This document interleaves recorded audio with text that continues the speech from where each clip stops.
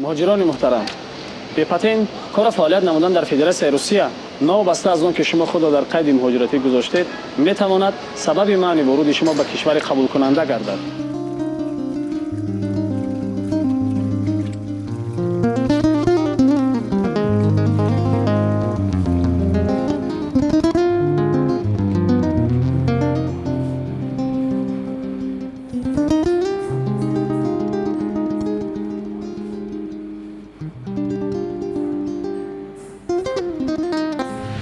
Дубана ҷон, ман ба ту гуфтам, ки ба ман патен лозим аст. Аз фамияс тафтиш омад. Ман боз гурехта истодам.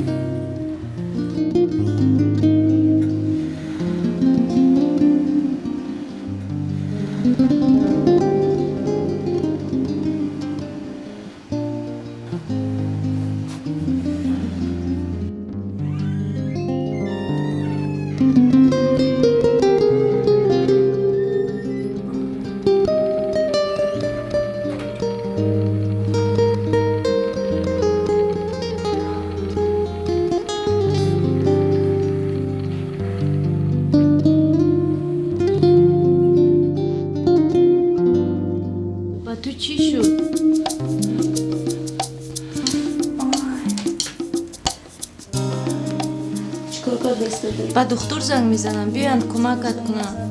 میدونی که پاتر ندارم. مشکلات ها به سر میشوند.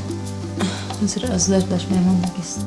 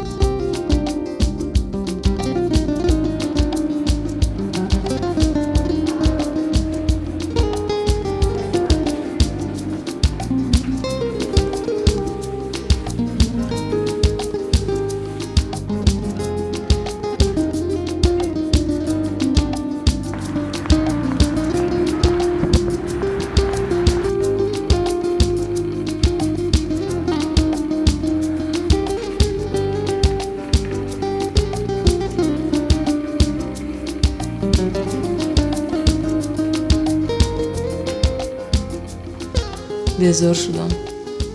نغزش با پتن به ترس و هراس کار میکردم. این چی روز است؟ پتن که میداشتم از پلیس هم نمیگرفتم. به من از حجمش زیاد کار نمیفرمودند و معاشم را پره و سری وقت میگرفتم. کاش با دوگانه‌ام باور نمی‌کردم. او گفته بود به پتن هم کار کردن ممکن است.